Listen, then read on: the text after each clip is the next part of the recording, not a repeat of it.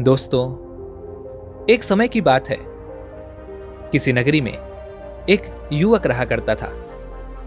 वह युवक अत्यंत दुखी था। वह बहुत निराश था। उसे यह समझ नहीं आ रहा था कि आखिर इस दुनिया में हर व्यक्ति अपने मतलब के लिए क्यों जीता है। उसे हर जगह हर कोई केवल स्वार्थी ही नजर आता था। वह हमेशा यही सोचा करता कि उससे कोई प्यार नहीं करता, उसकी कोई परवाह नहीं करता। सब उससे मतलब के लिए अपने संबंध रखते हैं।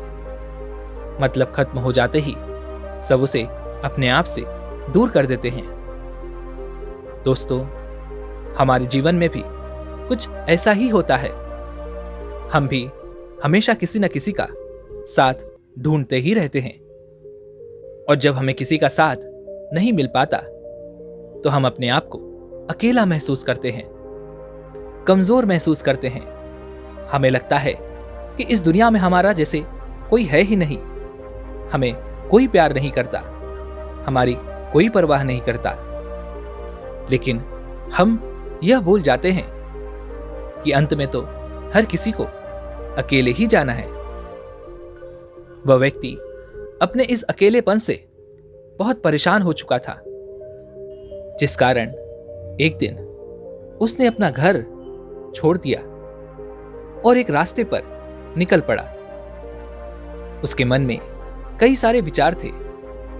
उन विचारों में मग्न होकर वह उस रास्ते पर आगे की ओर बढ़ता ही जा रहा था। तभी उसे रास्ते में एक आश्रम दिखाई पड़ा। वह उस आश्रम की ओर आगे बढ़ा। तभी उसने देखा कि एक गुरुवर अपने शिष्यों को ध्यान करना सिखा रहे हैं, और उन्हीं शिष्यों में से एक शिष्य ने अपने गुरु से कहा, हे गुरुवर, आखिर यह ध्यान क्या है और इस ध्यान को करने से हमें क्या लाभ? तभी वह गुरुवर अपने उस शिष्य के इस सवाल का जवाब देते हुए कहते हैं, पुत्र, ध्यान ही सच है, और ध्यान हमें अकेला कर देता है। हम जितने ज्यादा अकेले होते जाते हैं उतना ही हम ध्यान में उतरते चले जाते हैं, और यही अकेलापन तुम्हें सत्य के मार्ग पर ले जाता है, तुम्हें सत्य की प्राप्ति करवाता है। वह युवक आश्रम के बाहर खड़े होकर यह सब कुछ देख रहा था, सुन रहा था। जैसे ही उसने उन गुरुवर के मुख से ये सारी बातें सुनी, वह दौड़ा दौड़ा उन गुरुवर के पास आया और कहने लगा, हे गुरुवर, यदि ध्यान हमें अकेला कर देता है तो इसका मतलब यह हुआ कि मैं इन सब चीजों में श्रेष्ठ हूं। आप तो ध्यान का सहारा लेकर अकेले होते हैं, लेकिन मैं तो ऐसे ही अकेला हूं। मेरा ऐसा कोई नहीं है जिसे मैं अपना कह सकूं, जो मेरी परवाह करता हो, जो मेरा ख्याल रखता हो, और मैं अपनी राह पर अकेला ही चलता चला जा रहा हूं। उस व्यक्ति की ये सारी बातें सुनकर उन गुरुवर ने उस व्यक्ति को ध्यानपूर्वक देखा, और उसके बाद उससे कहते हैं, भंते, अगर तुम अकेले हो तो तुम्हारे पीछे तुम्हारा पूरा परिवार, तुम्हारे मित्र, तुम्हारे शत्रु, तुम्हारे सगे संबंधी, इन सबको लेकर तुम कहां जा रहे हो? उन गुरुवर के मुख से यह बात सुनकर वह व्यक्ति चौंक उठा, और उसने तुरंत ही पीछे मुड़कर देखा तो वहां पर कोई नहीं था। तभी वह उन गुरुवर से कहता है, हे गुरुवर, कौन है मेरे पीछे? कोई तो नहीं, ना मेरे परिवार वाले, ना मेरे मित्र, ना मेरे शत्रु, और ना ही मेरे सगे संबंधी। मैं तो सबको पीछे छोड़ आया हूं, क्योंकि कोई मुझे नहीं पूछता, कोई मेरी परवाह नहीं करता, कोई मेरा ख्याल तक नहीं रखता, यहां तक कि मेरी कोई आवाज तक नहीं सुनना चाहता। लेकिन जब किसी के ऊपर कोई समस्या आती है तो वह मुझे अवश्य याद करता है, पर बाकी समय पर वह मुझे पूछते तक नहीं। उन्हें यह तक खबर नहीं होती कि मैं किस हाल में हूं, मैं जिंदा भी हूं या नहीं। उन सबको इन सब चीजों से कोई फर्क नहीं पड़ता। उन गुरुवर ने उस व्यक्ति की ये सारी बातें ध्यानपूर्वक सुनी और उसके बाद उस युवक से कहते हैं, भंते, तुम सही कह रहे हो, लेकिन जब तक तुम इन सभी को छोड़कर नहीं आते तब तक तुम भला अकेले कैसे हो सकते हो।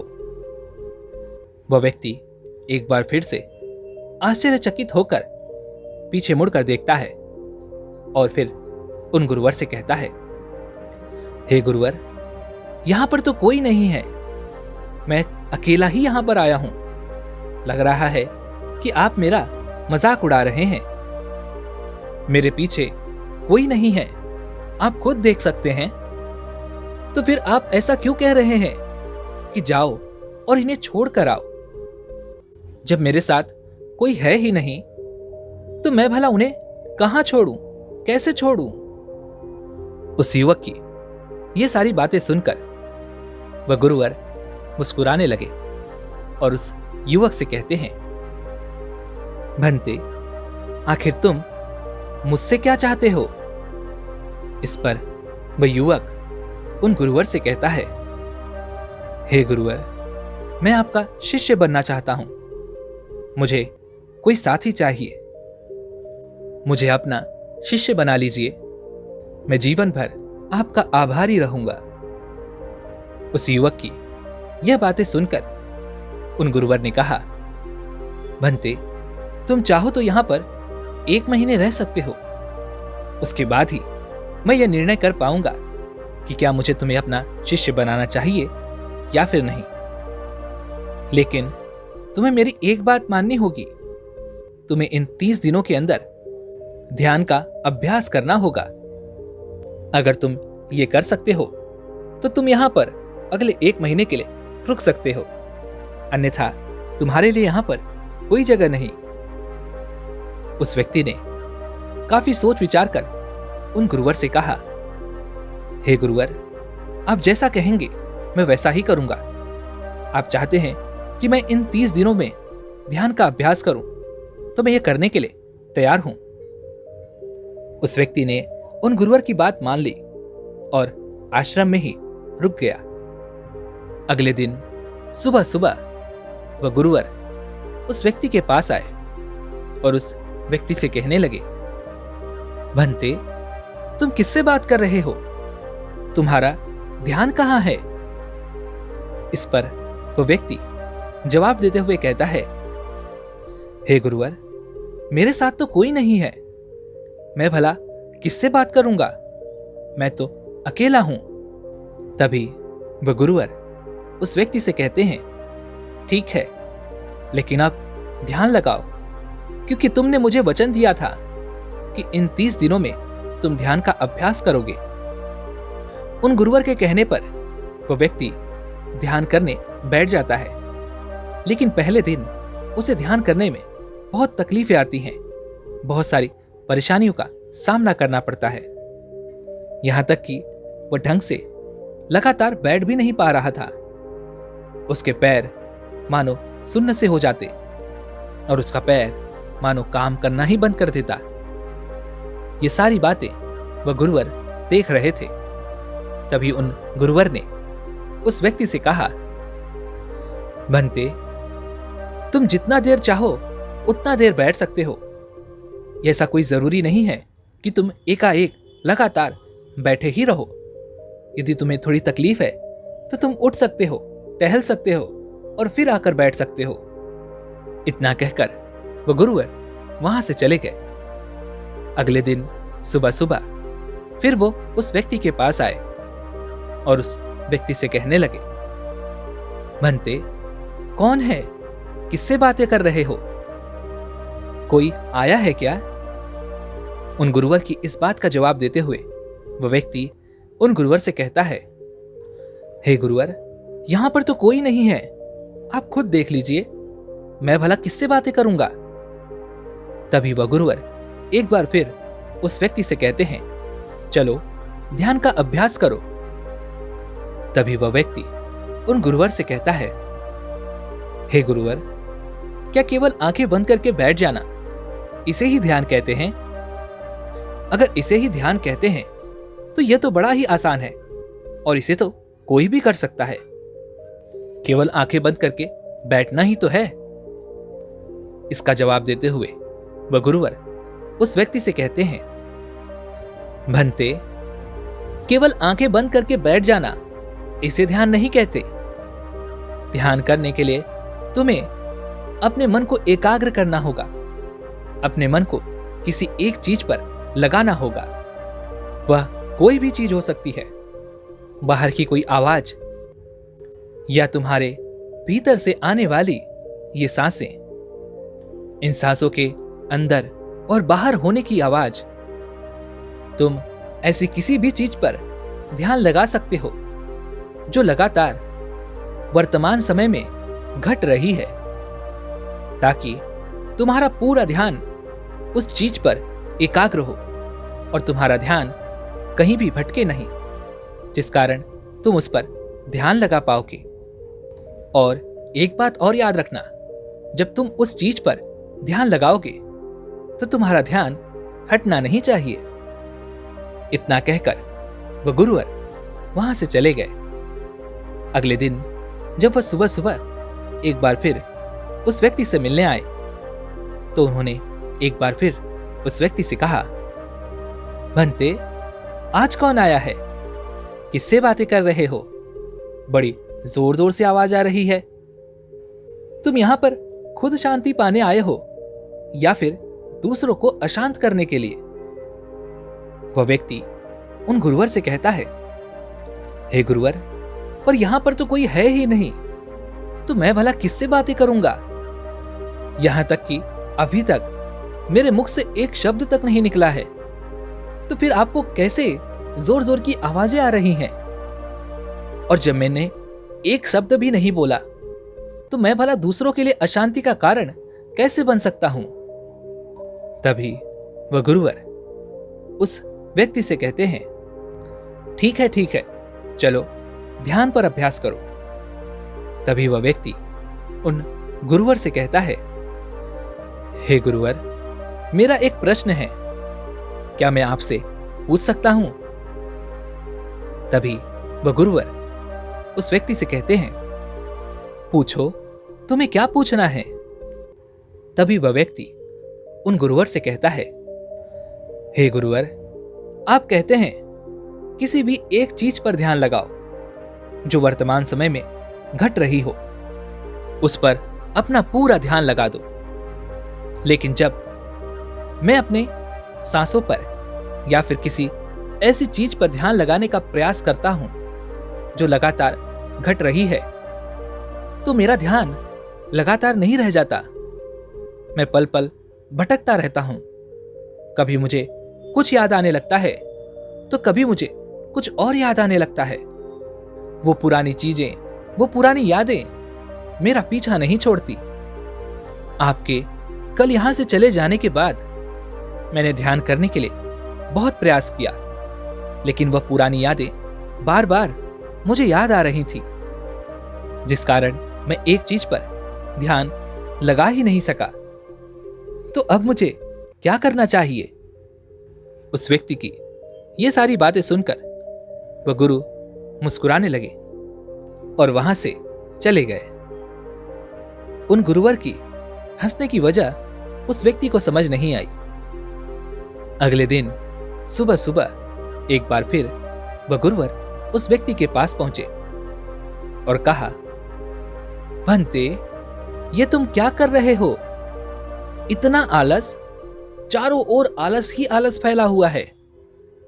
अपने पास से आलस को भगाओ, अन्यथा यह तुम पर हावी हो जाएगा और फिर तुम हमेशा इसके अधीन बनकर रहोगे। तभी वह व्यक्ति उन गुरुवर से कहता है, हे गुरुवर, आप तो रोज एक ही बात कहते हैं कि यहां पर कोई है, लेकिन मुझे तो कोई नजर आता ही नहीं। आप ही बताइए, यहां पर कौन है? तभी वह गुरुवर उस व्यक्ति से कहते हैं, ठीक है, चलो अभ्यास के लिए चलते हैं। तभी वह व्यक्ति उन गुरुवर से कहता है, हे गुरुवर, मेरा एक प्रश्न है, आपकी आज्ञा हो तो मैं आपसे पूछना चाहता हूं। वह गुरुवर उस व्यक्ति से कहते हैं, हाँ पूछो, क्या प्रश्न है तुम्हारा। तभी वह व्यक्ति उन गुरुवर से कहता है, हे गुरुवर, आपकी कृपा से अब मैं पहले से बेहतर तरीके से ध्यान कर पा रहा हूं, लेकिन अभी भी मुझे एक समस्या आ रही है, और वह यह है कि जब भी मैं अपनी सांसों पर ध्यान देता हूं तो मेरा मन एकाग्र तो होता है और मैं पहले से ज्यादा और अच्छी तरह से ध्यान भी लगा पाता हूं, लेकिन ध्यान लगाते लगाते मुझे नींद आने लगती है और मैं सो जाता हूं। फिर उसके बाद मुझसे ध्यान नहीं हो पाता। उसके बाद केवल बस मुझे नींद ही नींद आती रहती है और मैं ध्यान की तरफ फिर अपने आप को मोड़ नहीं पाता। उस व्यक्ति की यह बात सुनकर वह गुरुवर उस व्यक्ति से कहते हैं, यह तो अच्छी बात है। इतना कहकर वो वहां से चले जाते हैं। 5वें दिन जब सुबह सुबह वह गुरुवर उस व्यक्ति के पास पहुंचते हैं तो वे कहते हैं, भंते, तुमने इतने लोगों को क्यों बुला रखा है? इतने सारे लोग तुम्हें ध्यान नहीं करने देंगे। तुमने इतने सारे लोगों को क्यों बुलाया है? इन्हें यहां से जल्दी भेजो। मुझे यह बिल्कुल नहीं पसंद। तुम तो यहां पर अकेले आए थे, जैसा कि तुमने कहा, तो फिर इतने सारे लोगों को तुमने आज क्यों बुला रखा है? इन्हें अभी के अभी वापस छोड़ कर आओ। तभी वह व्यक्ति उन गुरुवर के बारे में मन ही मन यह सोचता है कि लगता है गुरुवर पागल हो चुके हैं। वे जब भी रोज आते हैं तो हमेशा एक ही बात कहते हैं कि यहां पर कोई है, लेकिन मुझे तो कोई नजर ही नहीं आता।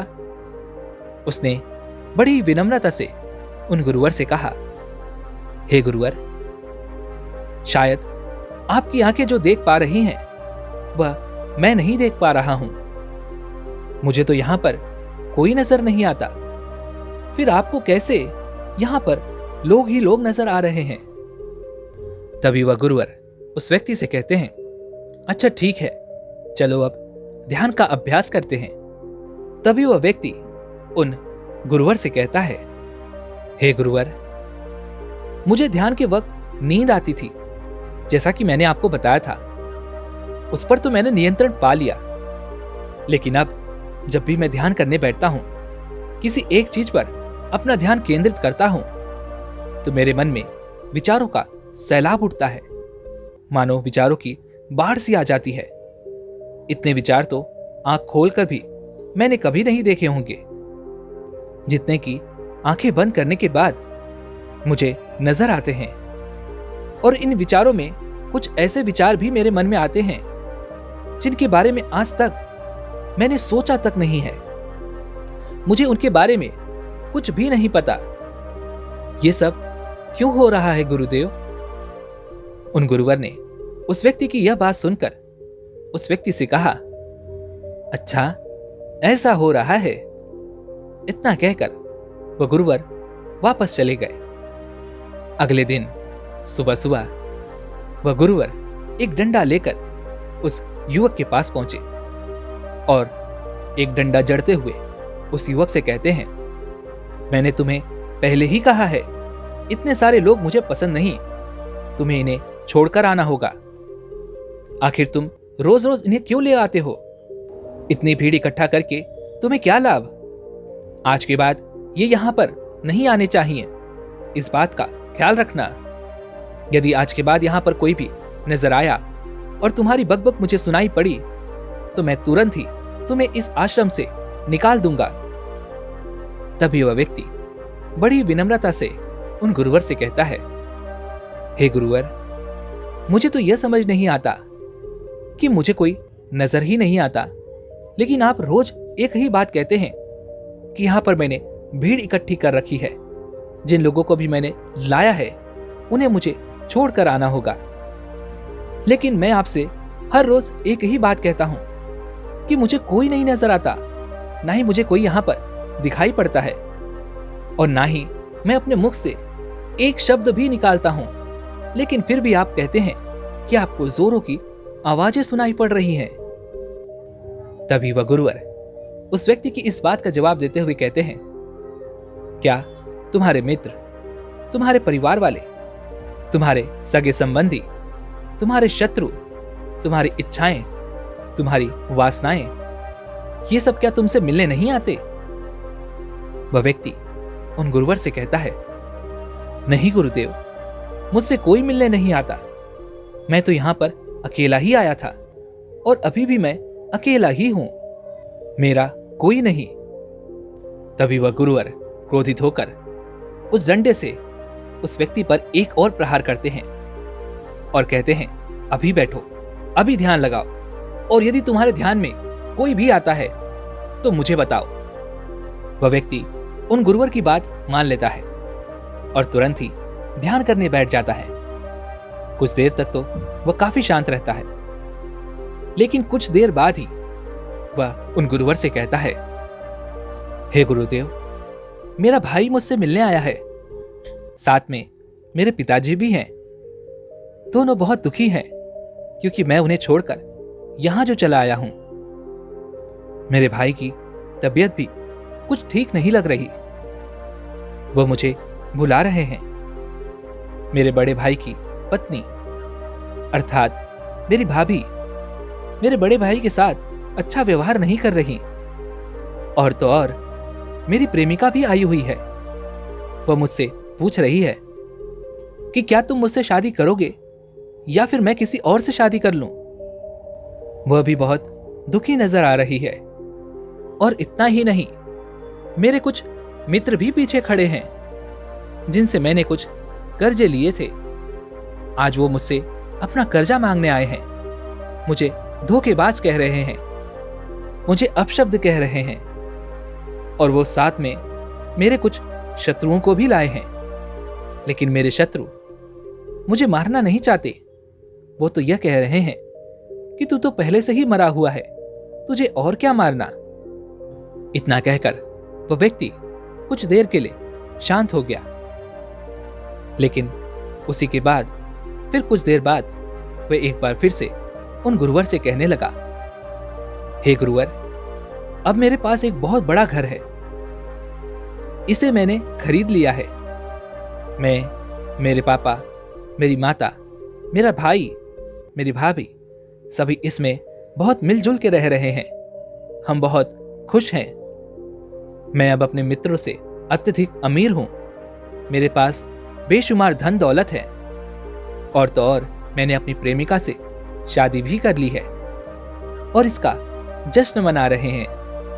इतना कहकर वह व्यक्ति एक बार फिर शांत हो गया, और फिर कुछ देर बाद वह फिर एक बार उन गुरुवर से कहता है, हे गुरुवर, मुझे कोई मारने का प्रयास कर रहा है, लगातार वो मुझ पर प्रहार कर रहा है।